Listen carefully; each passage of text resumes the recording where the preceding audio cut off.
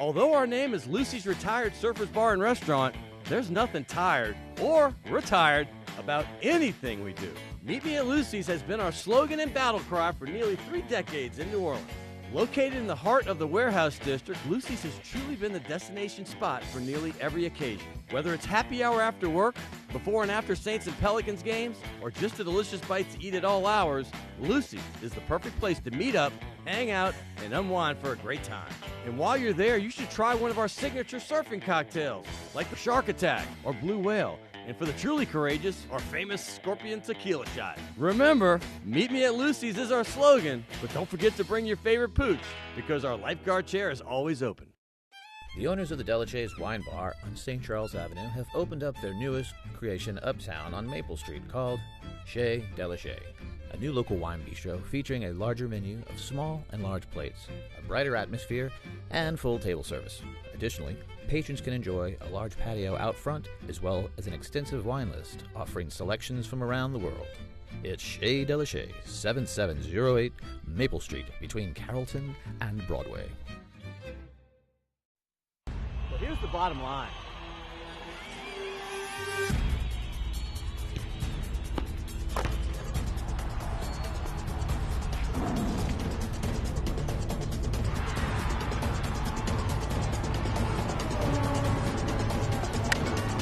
Well, it's funny that you say that.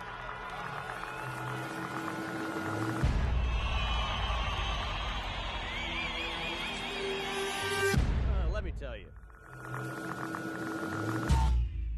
Good evening, and welcome to Primetime Sports. Hey, I'm your host, Scott Alexander, and I cannot wait once again to get this show started. Hey, if you were outside in the South Louisiana day, it was an absolute scorcher out there. But we're going to be on fire here inside this studio as well, because I have a great show, like I just said. Hey, do you like Hall of Famers? Hey, and All-Americans? Check. We've got those. We've got legendary Tulane hoop star Al Andrews, who, by the way, was the last SEC athlete, all-SEC athlete for the Green Wave. That's right, youngsters. Tulane was once a long-standing member of the Southeastern Conference back in the day. Andrews is also the founder and head chief in charge of the New Orleans-based sports apparel company Task Performance. Can't wait for that. Hey, what about this? Do you like LSU talk? Check on that one as well. We also have former Jesuit Blue Jay, former LSU Tiger, and by the way, Purdue Boilermaker as well, and current head of ESPN Radio Baton Rouge. His name is Gordy Rush. We're going to get all over that. How about Saints talk? Check on that one as well. Hey, by the way, Rod Walker from the Advocate's going to talk all things Saints, all the latest goings-ons on Airline Drive at the Saints facility. What about music? Do you like that? Big check. We've got Grammy Award-winning drummer Mean Willie Green, who played with the Neville Brothers for 35 years. Also, Grateful Dead, Bob Dylan, Paul Simon, Elvis Costello, and many more. Wow, I can't wait for that one. How about other news, though, going on right now? Sprinter Usain Bolt, one of the greatest of all time, was injured in the final race of his career as he pulled up lame and crumpled to the track in the 4x100s this weekend. And as much as I love Carl Lewis, the great sprinter, and his great run, there's no question in my mind who the greatest sprinter of all time is, and that is Usain Bolt. 9 total races in the Olympics, Beijing, London, and Rio, 9 gold medals. That's a 100% winning percentage, not too bad. Hey, other sports, the 4th major in golf wrapped up this weekend at Quail Hollow in North Carolina. The PGA Championship may be the least heralded of the 4 majors, but it's still prestigious for those who win it. And for the 3rd time this year, a first-time major winner prevailed on the big stage, and this time it was Alabama's Justin Thomas. Hey, LSU once again fell short to Bama, this time in golf. LSU's Patrick Reed finished tied for 2nd place after a beautiful week of golf, and he's got a great future. Hey, you remember last week, CST, they started their 15-year countdown? Well, right now we have moment number 11. Sports television at CST, like I said, celebrating 15 years with the network's top 15 moments they covered since 2002. This week, John Brady, are you listening? Number 11. After wins over Iona and Texas A&M, LSU defeated number 1 seed Duke and number 2 seed Texas to make their first Final Four appearance since 1986. Of course, that was 2006. That's your number 11 on CST. Stay tuned for Primetime Sports.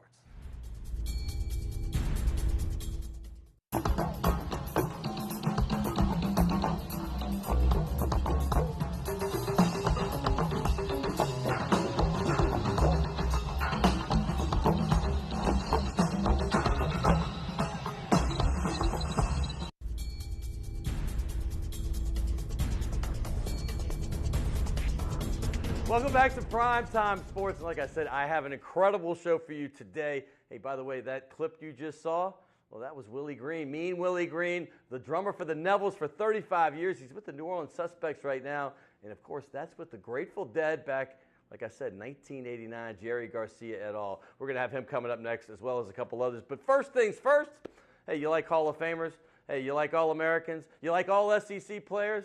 Hey, do you like the Tulane Green Wave? We got all that in one right here. His name is Al Andrews, and he was the very last player from Tulane, athlete, period, to be an all-SEC performer. Remember, Tulane used to be in the SEC for many, many years. They left during Al's career, and here he is right here. Hey, by the way, he averaged 18.9 points a game his first year playing with the Wave. 18.9 the second year, and the third year he got a little help. He had a few other guys getting in double figures with an 18.2. That, to me, is an incredible career. He is a Hall of Famer, and his name's Al Andrews, and he's a Hall of Fame person as well.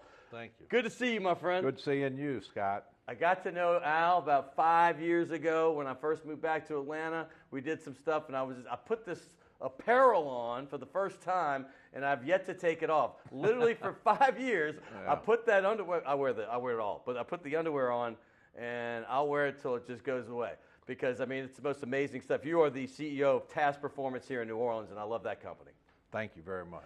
By the way, let's start with your basketball career, because I'm going to get into all this. You came from Benton Harbor, Michigan. Let's just start there, because I know Tulane's kind of a school that attracts people from all over. It's the Harvard of the South, and obviously it's a great educational school as well as academic and, of course, athletic. But why Tulane for you? That's a very good question. In 1963, Loyola Chicago won the NCAA championship. They beat Cincinnati. I don't know if you remember that. Oh, they were great. A few years ago. They were really good. Cincinnati was great, yeah. And they recruited me strong, and I was going to go there and take Johnny Egan's place. Was a great player. Sure. And went and visited. George Ireland, the coach, was coach of the year that year. And I went down there, and being from Michigan, the winters are tough, okay? We had the snow effect coming across from Chicago, 90 miles away. And it was cold and nasty, and that's where I grew up. But I wanted to change. So when I got letters from other places, I said, you know what, this Tulane thing looks pretty good. Let's go down there and check it out. So we did. I knew the school was really top-notch. All right. And played golf, went to Antoine's, and a few months later, I said, I'm signing up for Tulane. And a big thing was Tulane was in the SEC. Right. That's right. Your first 2 years playing, your first 3 years there, they were in the Southeastern Conference. People forget that. You're playing home and away with Kentucky, Ole Miss, all these great schools. Right. That had to be a lure as well. Yeah, it was very much of an allure. So, we, as you said, we played all those teams, and then the junior year, it all went away. So my senior year, we were independent. Right. Real controversial decision. There's a lot of to leave people the conference, right? To leave that conference, yeah. It was, Here's my question to you, because your first year, obviously, you got a lot of help your senior year, because, you were averaging 19. The next person the first year was averaging 10. You averaged 19 the second year. The next person was 12. You didn't have a lot of help. Then your team got good. But that first year, you didn't have very many wins. Did you ever have second thoughts about maybe transferring out, or did you know all along, hey, I'm going to see this thing out? Because the improvement each year was dramatic. Yeah. In wins. So everybody wants to win. You had to have some thoughts. Right. My high school team was winners. From there, Chet Walker, an old name, is in the Hall of Fame. He's from my high school. That's another place I was going to go. Was Bradley. We kind of had a connection. Yes. Benton Harbor, go to Bradley. Right. Wilson Chandler, in more recent years, Benton Harbor High School, went to Bradley, had a great career there. NBA player yet today. So, and I was used to winning. I think our total record in high school was 60-6. Wow. Yeah. And then I came to Tulane, and quite frankly, it was rough. It was tough. And you asked me, did I think about, yes, I did think about transferring. Right. In fact, Michigan State had me up, and Western Michigan had me up. Unfortunately, you had to sit out a year then, and no one paid for anything. Right. And I had mixed emotions. I'm the kind of person, you start something, you give it your all, and you stay there. Yeah, right. And then so I did, and the academics were good, and the people were great, and so on and so forth. So, every young guy might have second thoughts, but I have no regrets whatsoever.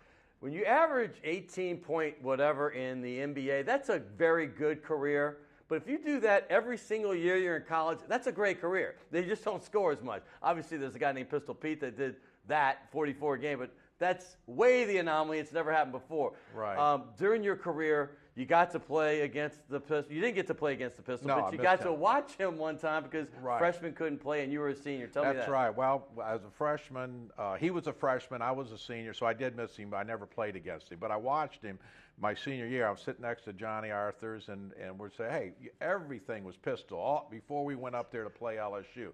Now, how good can this guy be?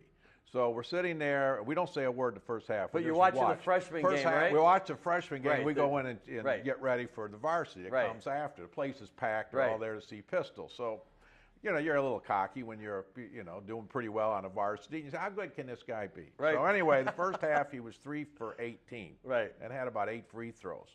So I looked at Johnny and said, well, what do you think? He says, oh, I'm not that impressed.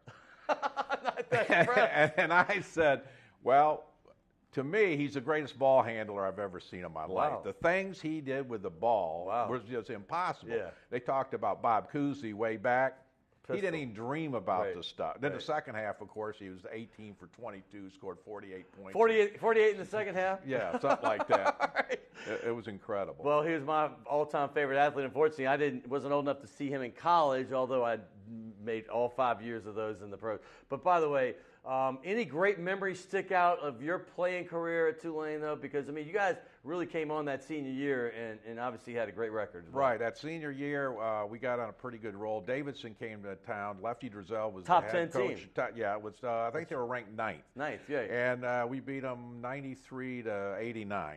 I was lucky to hit a few free throws at the end, and we pulled that out. After that, we started really winning a lot of games. We went on the road. We beat the Air Force Academy, Denver. We started beating some good teams. In fact, that answers it. There are a lot of great memories. We did a lot of research on you, and there's some coaches that give you some high honors. One said you're the best shot they've ever seen. There you go, best shot of all right there. Andrews. We pulled these out of the archives.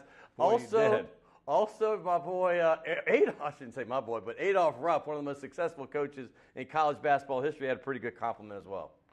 I guess so. I don't know where you got those. You must. I dug it up. I got the old microfiche at the library. Yeah, really. You had to scrub But those he said names you were one of the greatest players he's ever seen. Well, I think the quote was, his quickness is amazing. Because you sent me that. I didn't know. I haven't seen it. Your quickness is still amazing, because I can see. But your competitive fire is what made you great. That's what everybody tells me. He goes, Al refused to lose. You were like the Michael Jordan of competitiveness of your era. Well. I hate to lose, and we were competitive, and it's just the way I've always been. It gets in your DNA from a young age, and you just keep going. That's the business I'm in now. It's very, very competitive. Somebody told me a story, because I played a lot of hoops, and I was very competitive. It didn't matter if it was the minorest pickup game or anything, but they played pickup with you years later, and they said, dude, you would think by the time the guy's in his 40s, he might have chilled out a little bit. They said he was all about winning that game. And I said I can relate. That's about the time I quit playing regularly, because people were getting all mad at me for getting all too competitive. But if it's in your DNA, like you said, it's in your DNA. Right, yeah. And that's not a bad thing. As you get a little older, or quite a bit older, it starts to... that's not. I'm not going to lie. It's still there. It's still there, baby. You don't want to get rid of it, really. You are who you are. And I'm going to say this. Your business has been super successful. I remember the first time I put on a Task performance shirt. Task is the bamboo inspired, obviously, clothing attire for athletes. And it's everything from your underwear to your socks to your shirts to your pullovers. It's amazing. And when you put on immediately, I put on 5 years ago, and I'm not doing an ad for Task. I'm just telling you, I said, this company, which I had just heard of because I moved back, I said, this is going to be big. And since I've been back, you guys have grown exponentially. Yes, we've worked real hard at it. And the difference and why that feels so great is the bamboo. Bamboo makes a difference. And that technology we invented that technology, and it took us 2.5 years to do it. As an alternative to the polyester, and I always grew up as a cotton guy with polo and Gant and Eyes Out, et cetera. So that's it. But we're very pleased with our progress, and we look to continue to exponentially grow every year. I put on a pair of the Task underwear, the boxer briefs. They kind of go down and they fit snug, right there, all colors. But I put them on 5 years ago, and I can tell you this: I was always a boxer guy. I have not changed from those. I still have the same 7, 8 pair, and I wear them in succession. Not to get too personal, but that's how good they feel. How do you do it? It's the bamboo again, but I suggest it's probably time for a wash. You probably need to wash those babies now. I mean, they're strong. They last. By the way, the family business is my favorite part of it. TAS, by the way, stands for Todd, this son. Right. Al right here. Scott, who you see upper left up there, and then Cindy, the beautiful wife on the right of Al right there. It's just more special because it's a family operation. You have great people working for you as well. We have great people. In a family business, I think everybody will agree, can go either way. You know, I mean, everybody's got egos when you True. But we've had a wonderful relationship in the business. We don't get fights more than 1 or 2 times a day. That's just it. It used to be 10 or 11, but now we've narrowed it down. But by the way, that was the store we just showed, which is Task has been an online thing for a long time. This is on magazine, correct? Right. Yep. And this is a new store. I mean, for the people, if you ever, this show's now all around the state and other parts of the region, Gulf Coast. But I know New Orleans people know about it, but other people, if you come in town, where on magazine is that thing? Right, 3913 magazine, and it's we can show the whole line there because it's an extensive line now. It's grown a lot, and so we show it's a flagship store. So we have a lot of people that come from all over the country. We sell wholesale in all 50 states and 5 foreign countries. So this kind of puts everything together. You see it all in one spot.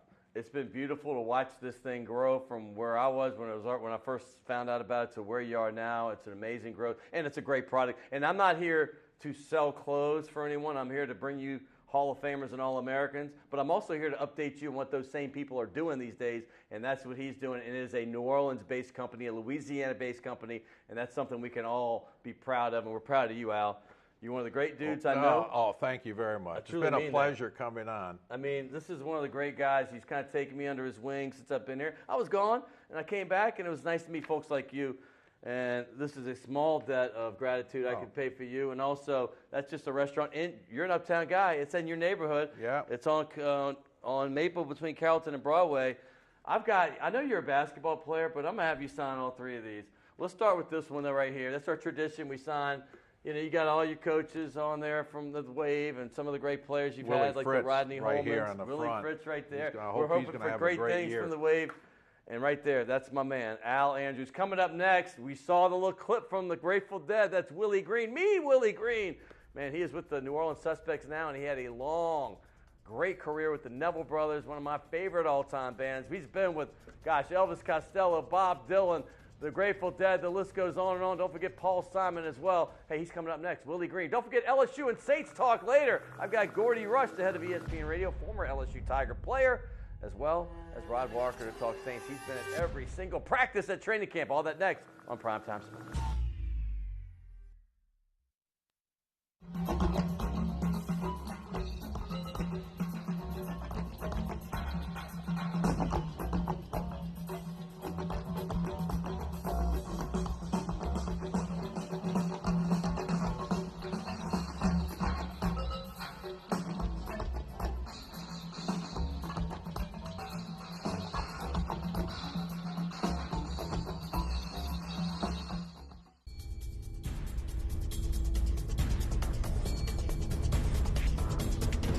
Welcome back to Primetime Sports. I can't wait for this next segment. Sometimes you just get a little butterfly in your stomach because you're so excited. Listen, man, you just saw him playing right there, Willie Green with the Grateful Dead again. I mentioned all the greats he's played with, but for New Orleans purposes, for 35 years, one of the royalty bands of this city is without question the Neville Brothers. Art, obviously Aaron, everybody knows Cyril and Ivan and all the rest of them, but he was the drummer. His name is Willie Green. The close friends call him Mean Willie Green, that's it. But he's played with all the legends. I talked about Bob Dylan. We already talked about Elvis Costello. The list goes on and on. Of course, the Grateful Dead, Edie Brickell. I could keep going. And Paul Simon on Graceland as well. Here he is. Mean Willie Green, and the first black pope ever. That's right. He also dresses up with the 3 popes at times when it's available. So I see, he said, "Do you want me to come as the pope?" Super fan. I said, why not? If you're a Grammy Award winning musician and you have as many gold records as this man has, you can come dressed in whatever you like. So welcome back to the welcome to the show for the first time. How are you, my friend? Thank you. I'm fine. How you been? It's good to see you. Hey, let's talk about this outfit first, because I mean it begs to talk about it. You obviously dressed up. You love the Saints. You're from New Orleans. Talk about how this all began. Well, it started like with Keith Williams, Scott, and Hank. Right. Hank, the guy that runs the Maple Leaf. Sure. Okay. And I told Keith one day, I said, man, you know, y'all don't have a black pope. And they said, we've been needing a black pope. Yeah. And then he said, man, it's a great idea. So it's along with Giacomo's too. Yeah. Giacomo, he I know. was all part of that. Sure. And then they put an outfit together for me, which is this. And I said, man, this is cool. This is cool. I love it. I love it. And he got you right on the top. Yeah. That is definitely, that's all New Orleans. Now let's move on to the music part of your career. We're going to keep this outfit on because I love looking at it. It gets me excited for the football season. But the Neville brothers, I got to start there. You're kind of known for being their drummer. You've won a Grammy Award. That's kind of unbelievable that I even have you in my midst. But talk about, you see the group of Nevilles right there. You know them like brothers. What's it like for all the years you played with them? It was a great experience. It was actually it put my name on the map. It brought me around the world. Right. Yes, it did. Put my name around the world. Sure. They good folk brothers. They good people. Yeah, they are. Yeah. They are. And I'm still in touch with Art. He's obviously a gentleman and a scholar. I love Art Neville. Right. Obviously, Aaron got more national acclaim and international because he did a lot more solo stuff. But when you talk about 35 years, you have to have, some ups and downs with a band. I mean, living with... Oh, it was days it was crazy. But you also have Cyril and Ivan around, so it gets a little crazy with those folks, right? Yeah, it was days it was crazy. And then you got to look at, I was a young guy, and I'm from... Shrewsbury, right around River Road. Yeah, right. You're Old Jefferson. Yeah. Right there. I know exactly right there. That's your stomping grounds? Pretty much, right by the riverside. Right, I know the river. Yeah. That's kind of funny. My friend Charlie Wooten lives in that neighborhood right now. Yeah. Well, Charlie was with the band for the Suspects for about yes, he 1 was. year. Well, I've known Charlie for 25 years because he was in Atlanta when I was there. That's where I met him at. And he used to play my crawfish bowls. Where? At Smith's Old Bar or something? Right. Is that where it was? Right. Now, Charlie stays right next door to my mother. That's fine. I know where he is. And I know where your mother lives. Yeah, all right. yeah. I told you I knew. Charlie's going to love that he's getting all this stuff. But you're talking about the New Orleans Suspects, which is the band you're in now, which is an incredibly acclaimed group of musicians. Thank you. You really are. I mean, listen, that's not me pumping you up. You all are. Talk about how that's going right now. That's going good. We just got back from Denver. We went out there for a minute, and we came back in, and went back out there another minute, and came back in. So it was great. It was great. That's awesome. And by the way, I have to bring up some of the legendary bands you play with. We just showed 2 clips of you playing with the Grateful Dead. We did it in the segment before when I had Al Andrews on. We just played it again. Listen, Jerry Garcia, Bob Weir, Phil Lesh. I know all about the Dead. I've been to about 75 shows in my lifetime before Jerry died years ago. And what was it like playing with this legendary band? Oh, he didn't even know how to react now. Wow, that's a lot of information right there. It's a deep experience, a great experience. Right.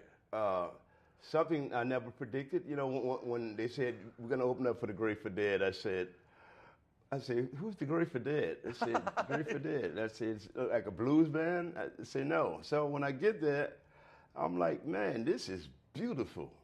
It was off the hook. There you are right there. Yeah. That is a young Mean Willie Green. Hey, by the way, the Mean Willie Green part, was that from Mean Joe Green? No, it's just a mean-ass drummer. All right. You know what? Since we used the word, I can't use it myself, but they said one guy asked, I have Willie Green coming, and he's a musician that I respect, James Martin in town. He goes, you got Willie Green? He goes, he is a bad drummer. Meaning like a great drummer. And he goes, you're fortunate to get this guy. But talk up also about some of the other stuff you did. You were with Paul Simon.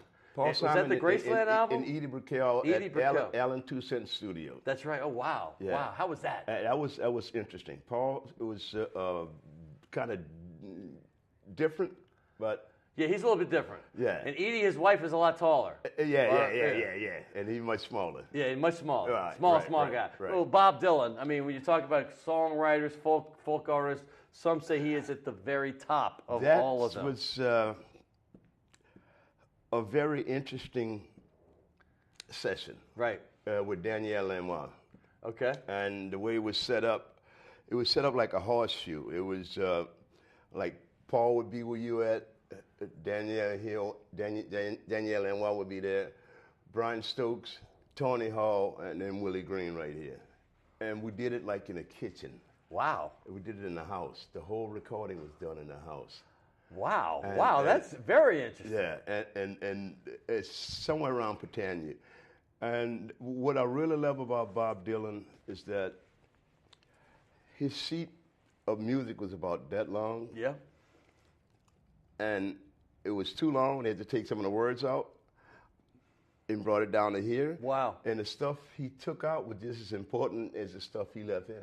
Wow. Well, that's Bob Dylan, man. Yeah. everything he writes is pure poetry, correct? Yeah. By the way, I love this man's smile. You're all over town. I mean, with the Suspects and all, but it's a sports show too.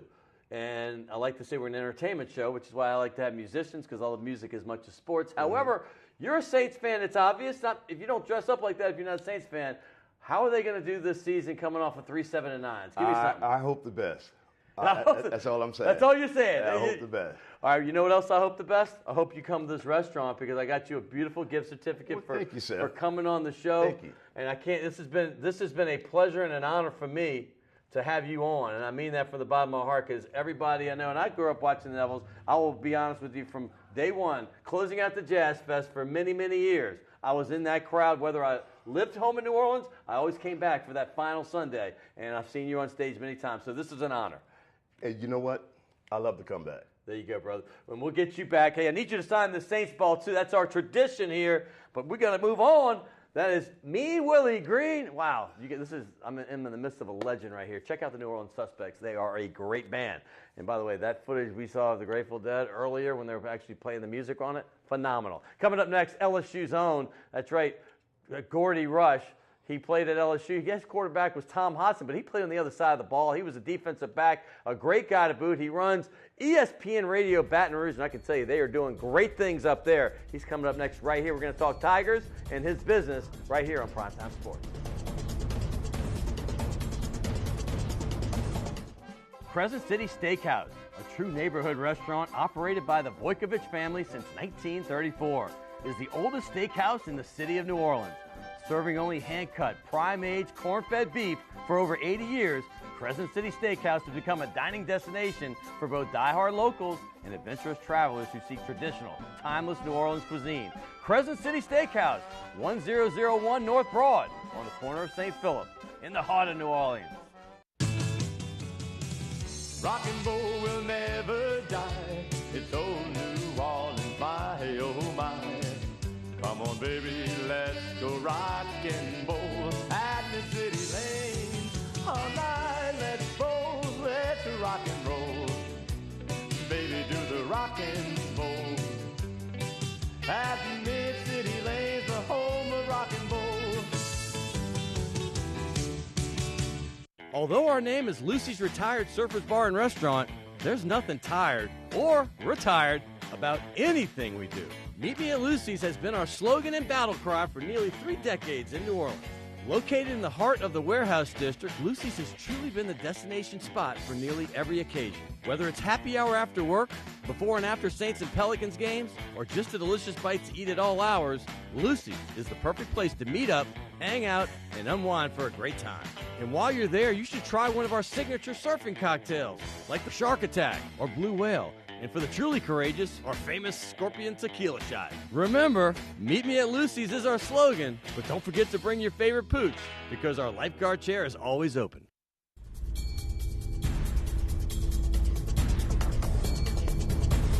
You know, when it gets this time of year, well, it's college football is right around the corner, pro football is right around the corner. We're going to be talking to Rod Walker from The Advocate next about the Saints. He's been at every training camp practice.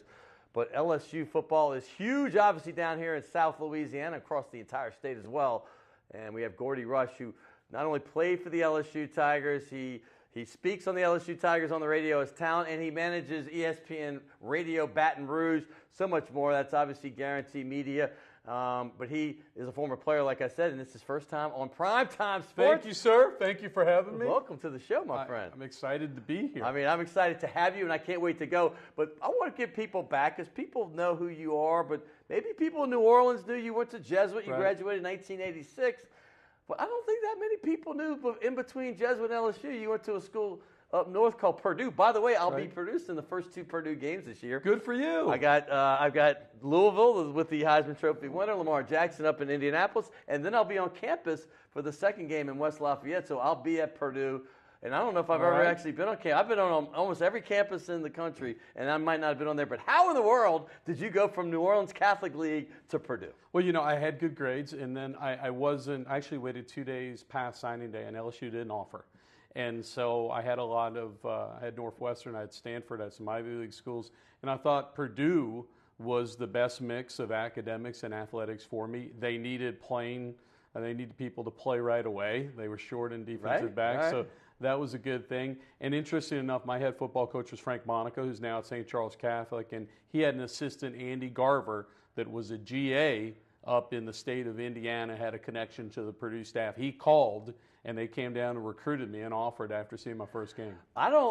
People probably don't know this, but Purdue, obviously he didn't play quarterback, but they had a couple Super Bowl winning quarterbacks before him. Lynn Dawson with the Chiefs, Bob Greasy with the Dolphins, and I just thought of this just now. I didn't have to do research. And, of course, a little bit later, a guy named Drew Brees, but you were in between those schools. What was your time like in West Lafayette? It was cold. I had never seen snow in my life, and we were terrible. We went 3-8. Actually, Jeff George was the same class as I was. He played right away at Purdue before he left. Transferred to Illinois? That's cool. Well, Miami for a cup of coffee, and then Illinois. Wow. I don't know that he made it. I was in Atlanta when he was there as a Falcon. That was a treat. So you were there with him? That's right. Same class, and 3-8, and we had some guys who were academically ineligible. I got thrown in, played right away. I backed up Rod Woodson, ironically. Oh, my gosh. I forgot Rod Woodson was there, yes. So I played special teams. In the fourth quarter, just about every game we got blown out. But we were terrible. It was 3-8. My favorite story for you, I got 2 of them. I was running in Iowa where it was below 0, and I had never played in snow in my life. It was brutal. And then also Chuck Long, quarterback? Chuck Long was a quarterback. It was a great time in the Big Ten. I had Chris Carter, man-to-man, and I'm thinking to myself, there's no way in hell I'm going to stop him from catching the football. But Hayden Fry notoriously painted all the visiting locker rooms pink. Pink, yes, he did. And he put all these Coke dispensers where you could pour your own Coke. And stupid me, I'm a naive 17-year-old freshman. I get in from warm-ups and knock down a couple Cokes. The opening kickoff, I burped 3 times, dead speed running down, and I was like, you know what? I just fell into Hayden Fry's trap. Yeah, he got you. He got me. He got you. It didn't matter though. We got killed. It was 42-3. Free Coca-Cola. Yeah. Yeah, I remember. I used to watch or listen to speeches on famous head coaches that would do motivational speeches, and I never thought of Hayden Fry because Lou Holtz was on him and some of the other obvious ones you hear about. But Hayden Fry's wasn't one of the things he talked about was that pink locker room. By the way, it is summer, and I only got to wear this once this year. You're looking sharp. The last time I get to wear a seersucker, so I'm in. Okay. But why LSU? You wanted to go there originally. Your dad's a Tulane player, correct? Correct. And I heard you talking to Al Andrews earlier about that. Did you grow up liking Tulane because of that? Sure. I grew up watching Tulane. We sat in section 336, and I saw every Tulane game. But I just wanted to get out of the city of New Orleans, and I didn't want to go to Tulane, and so that was never really consideration for me. And what happened is that my dad was working with Jerome Mathern, who was a backup quarterback of the 58 state championship. There you go, baby. game. There you go. And long story short, they showed some interest. But the All-Star game back then was in Tiger Stadium, the senior high school All-Star game. It had a great game. And LSU had opted to offer a kid named Rick Aribo that was like out of Beaumont area. It was a safety instead of me, and he wound up being what we call a Prop 48 back then. You remember that? So he never really made it. Yeah. And so they made the comment during the All-Star game, hey, we might have made a mistake. If it doesn't work out, let us know. And so 3-8, coach gets fired, Leon Burnett at Purdue. Perfect timing. Fred Akers comes in, who I thought was a hot mess. I just was not, gosh, if you can't win in Texas, right? And so, long story short, I just I looked at the options, and I went and met with Mike Archer. He was real kind, and so I went up there, sat out a year, played scout team for a year, and then wound up playing special teams as a backup player, and I enjoyed it. It was fun. Well, you got to practice against one of the all-time greats. There you are, 31. I have you in like a 94 jersey as well somewhere. Did you ever my freshman year, my sophomore year, I wore 94 because they had me all over the map. Yeah, I was so, about to say. I was 31, and that was against Tulane. Because when I think of 94, I think of really big dudes. Well, here was the deal. I was going to play special teams, and so I wore 3 numbers in 3 years. They had me as a receiver as a sophomore because Todd Kinchin got hurt. Yes, I Todd. never played receiver in my life, so I was 86 as a Todd sophomore. was a great player.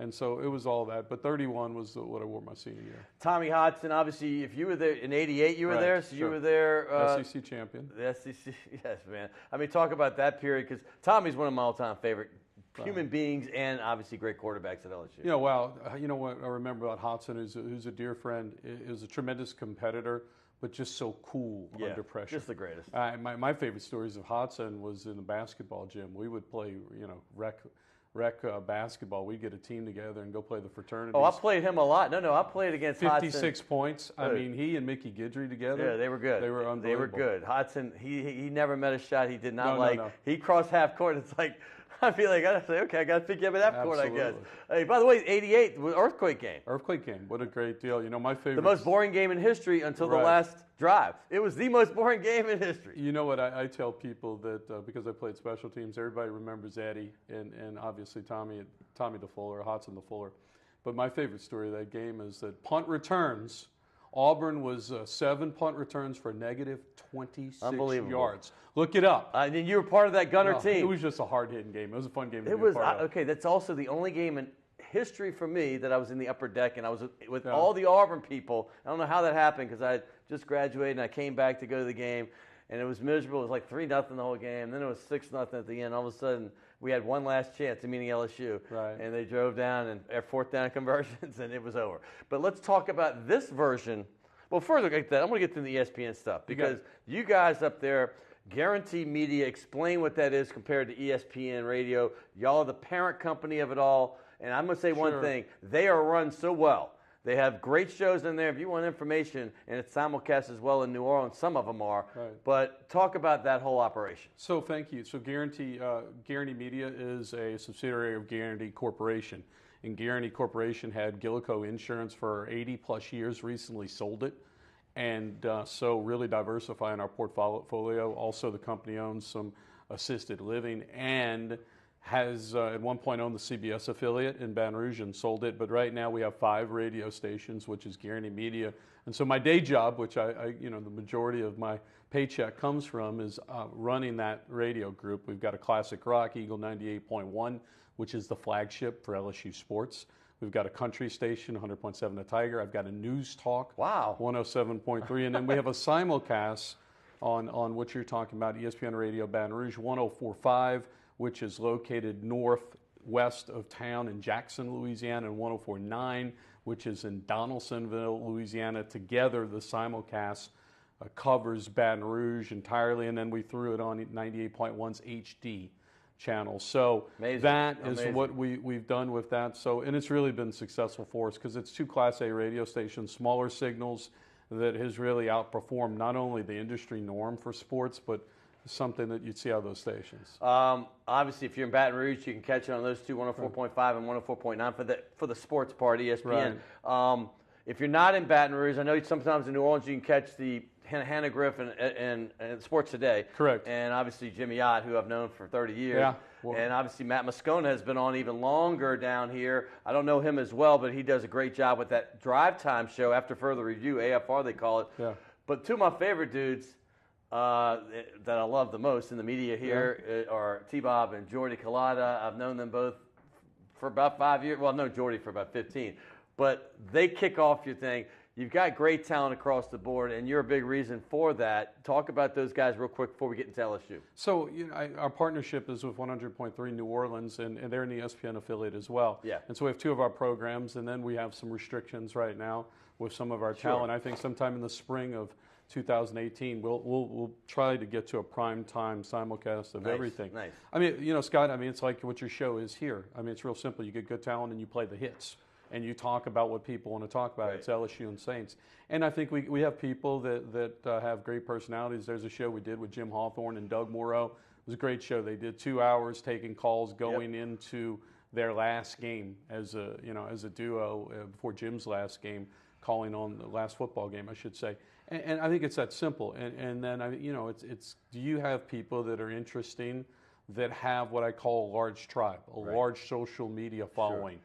And you got to work at it. Yeah. And our guys are 24/7, well. Especially Ott, who can't. Yeah. My favorite. Well, his tweeters they're terrible, but he's so grammatically bad that he gets all these likes. That's Shaw for you, dude. I mean, it's Archbishop Shaw. That's Shaw. I mean, you're a West Banker, but you didn't go to Shaw for a reason. I'm just kidding, Shaw. Love you. Yeah, we hey, love real quick, I got to talk about LSU because, listen, I know things are cyclical in sports. Yeah. Alabama's won 5 consecutive years, 6 games total if you count the championship game. But the weird thing about it, people realize LSU actually has a 1-game lead on them in the regular season game since 2000. That's shocking to people. It's cyclical. LSU beat them 5 in a row. But will they ever, in your mind, in upcoming recent history, think that they will get over the hump of Alabama? Because that's the thing that seems to drive people that are Tiger fans crazy. Right. And they've been great for so long. 8 wins for more seasons in a row than any other team in the Big 5 conferences. But everybody wants to know, can they beat Alabama? Well, yeah, I think they can beat Alabama. And, this year in the SEC, there are holes everywhere. I think here's the big reason that LSU has not beaten Alabama.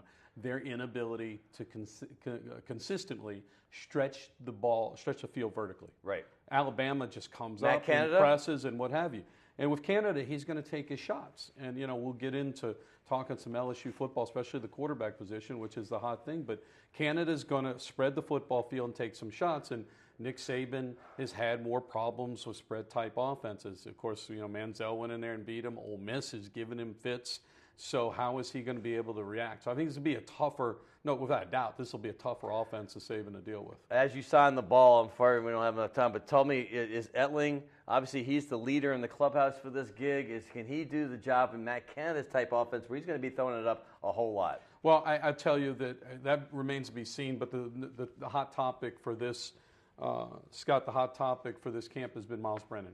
Yeah. He's been lights out. It's not a question whether or not he's the number 2 guy. He's pressing to be the number 1 guy, and he can stretch the football vertically, and there he is. And he's actually the son of Clark Brennan, a Jesuit high guy. I had to get Clark's that in. my class, by the way. Yeah, he is. You're right. South, but he's 83, and I've passed Christiane Yacht Club. I just saw Clark. No. It's funny. Again, obviously, he's the son of Owen Brennan. Actually, that's correct. You're right. Owen, You're Clark's right. the uncle. No, Owen.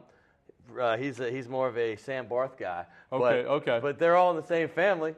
They all like food. I got to wrap here. Speaking of food, we have this. And by the way, Miles Brennan, a 2-time guest on the show, right when he committed to LSU last June, and right the day before he signed. And he is a friend of the show, as you are, Jordy. Thank you, sir. There's too many Jordys in my life. Holtberg and Collada, and now there's a Gordy, too. Good deal. All right. No problem. The man, I appreciate you signing that ball. Saints fans, I haven't forgotten about you. Coming up next, Rod Walker right here from The Advocate. We're going to talk Saints and where they stand going into preseason game number 2 on Primetime Sports.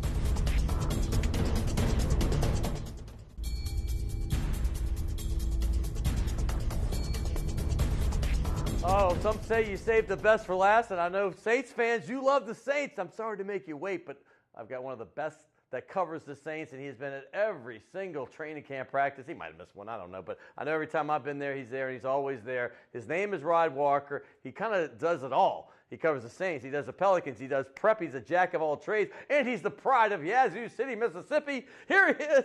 Rod Walker, you were on the show over a year ago. I think I had you June when we were in our other studio, but welcome back. Thanks for having me back. It's good to have you. I'm glad to watch your career continue to grow. You're doing more and more things, so congratulations on that. But, hey, Saints fans don't waste any time. We've already got your life story. Let's talk about this team. What is up with the Delvin Breaux rumors? Delvin Breaux, if he's not my favorite defensive player on this team, he's certainly in the top 2 or 3 I love on the Saints as a whole. Are they really thinking about trading him? As far as I know, I really think they are. Sean Payton's talked a lot about availability and having players there, and Breaux's missed a lot of training camp. In addition, he's missed some games over the past couple of seasons. He only played in 6 games last year. Right. And I think I think they just want some guys that they can count on. Dependable, being there. right? Yeah. Reliable. The best part of ability is availability, apparently. Listen, when he came on like gangbusters, he was the longest of long shots. Obviously, he didn't play football for several years, went up in Canada and played, did well, and he came down. All of a sudden, all the receivers that I was talking to up in the Greenbrier 2 years ago were like, dude, this guy's hands are so physically strong. He's fast, he's strong, he's got the whole package. But he wasn't on the field a whole lot last year. I mean, but what can you get, A, for a guy that's hurt, and B, wouldn't it be just awful if he came back from injury and ended up being the player? Do you not think that this might be just Sean Payton trying to light a fuse under him? Hey, we need you on the field. It very well could be, but, they've had a past with letting guys go. Keenan Lewis, he's no longer here. Ellerby got rid of him as well. So maybe Sean's trying to make a statement with some of these guys that are battling these injuries. But, Bro's a guy that back in OTAs, he talked about how focused he was this year, and he looked like he was really ready to go and everything. So, I mean, he was so in shape. I'm going to tell you, I talked to him a lot in the offseason, a lot, and he is always working out hard. I mean, harder than any ever player I've ever seen in the offseason. I mean, he wanted to make this his year to, hey, I want to be a Pro Bowler. And I'm going to say this, that sounds far-fetched to some of y'all. He's got the talent to do that. I mean, what could you really give for a guy that's hurt right now? I mean, who's going to give up? Because you don't want to cut this guy. I mean, he's just too talented, and you don't want to give him up for a fifth rounder or something. I mean, what do you think you can get for Delvin Breaux? I mean, you definitely have to. You want to get something if you're going to give him up, but I mean, you're not. I don't think you get anything but some draft picks, and not high draft picks at that with the injuries he's battled. So I don't know. I mean, that's the part that I think caught everybody off guard. I know everybody's talking about it. I'm just going to go on record as saying, listen, I could be wrong. Of course, I've been wrong many times, but I will be shocked if Delvin Breaux is not on this team with the start of the season. But then again, I've been wrong many times. I thought the Saints were going to have winning records the last 3 years. All right, so who knows? Speaking of that, will the Saints have a winning record in 2017? I think they will. I think the key to this is going to be that start of this, look at the schedule and just, sort of a rough start. They go to Minnesota, then they come back and play the Patriots. It's hard. Then at Carolina, and then you go over to London. So, I mean, I think that beginning is going to really be, they need to come out of that 2-2, I think, at best. I mean, think about that start. You're on the road on a Monday night, and that's a loud place to play at Minnesota.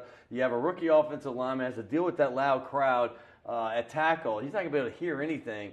And then you have the Patriots in week 2. Oh, by the way, they're pretty good. And then you have to go at Carolina, one of your rivals, a tough place to win. They could have 0-3 staring them in the face, and we know this. When this team starts off slow, they always seem to come back and get to 500, but they can never get over the hump. You can't. What is the importance of starting the season fast, unlike some of the more recent seasons that we've had? I think definitely starting fast. Like I said, I think if you go 2-2 in the first 4 games, I think you're in good shape. You think you're in good shape? And I also think, last year they lost a lot of games that were right there that could have gone the other way, and that 7-9 easily could turn into 9-7 or 10-6 or 11-5. Right. I mean, you talk right off the bat, you think that first Oakland game opened the season. That was a joke of how that one got away. Obviously, the blocked field goal for a touchdown against the Giants. And we could go on. The Denver game, that's the most frustrating. They jump over the line, and you're winning the game with the extra point. All of a sudden, you lose. It can't get any much worse than that. And the other people will say, Scott, you're making excuses for this team. But bottom line is those are 3 plays that could have made this a 10-16, and we might not be having this discussion. Exactly. And another thing about this, though, that they're in a tough division. All 4 of those teams are really good, and everybody seems to be improving. So I think the Saints could actually have a better record, and they still could miss the playoffs just because of how good this division is. Is this your 3rd or 2nd training camp? This is my second. Your second back. Okay. Have you noticed any differences in Peyton in your mind from the one last year in the Greenbrier to this one? I really haven't. I mean, I think the other day he was a little more intense with something. He called out a player for something. I think it was a body language. I think it was P.J. Williams. So, and body language is important. Yeah, and that was something he got onto him about that. And I think, but I think just kind of being back here in Metairie for training camp sort of, kind of changed things up a little bit. I missed Sunday, but Drew Brees apparently slammed his helmet down. Were you there? What happened on that one? Actually, it's funny. You were talking about me not missing the training camp day. That's the only one you missed was Sunday? So maybe that's why Drew blew up because we weren't there. there. Drew was not happy that you weren't there. He's like, Rod, where are you? Bam. Drew Brees hadn't lost any steps on his fastball at all, has he? He hasn't. It's always remarkable to just watch him just throwing balls and practicing. I mean, he's just so accurate. I did a story about Carl Lewis, who was at training camp, and he talked about just Drew's work ethic and just how impressed he was with it. Carl Lewis was there on Sunday as well. And Carl Lewis, it's funny. I was in '92. We had a guy that was a guest on the show who was the guy that wrote all of his books.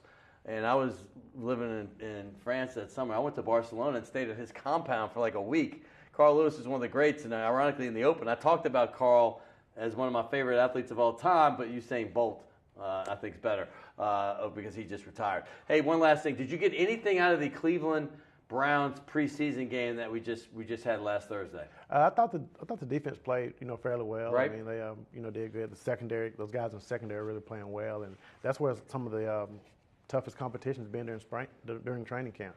Well, last year the secondary I thought looked good in training camp, and then all of a sudden everybody got hurt. So that's one spot, particularly the cornerback position, where you have to have depth. And I think with the way the younger guys have improved from last year, I think that's one of the reasons that maybe people think, hey, maybe Delvin might be on the chopping block. You agree with that? Yeah, I agree. I think that's been probably the strength of this team in training camp, just all those guys back there all making plays, and I think that probably makes them a little bit more expendable. Go grab yourself a nice meal, my man. Shays de la Shays between Carrollton and Broadway. It's so good to have you on. Thanks, man. Always here. We signed the ball last time. We don't need to sign it again. I got the Rod Walker, John Hancock. Thanks for coming on. Thanks. Rod Walker, check his stuff out on The Advocate. I got so many people to thank here. Hey, first of all, my good friends at WLAE, Ron Yeager, Jim Dotson, I appreciate you guys. Hey, how about the CST folks? Jeff Brenner, Ashley Coleman, and all of them. My producer, Will Hill, makes the magic happen. I can't hear without Kenny Juno. I can't do anything without my man Jay Smoot, Josh Smith. And, of course, the Redhead Tsunami makes it all tick and sync. We appreciate you all. Thank you. We'll be back next week for another edition of Primetime Sports.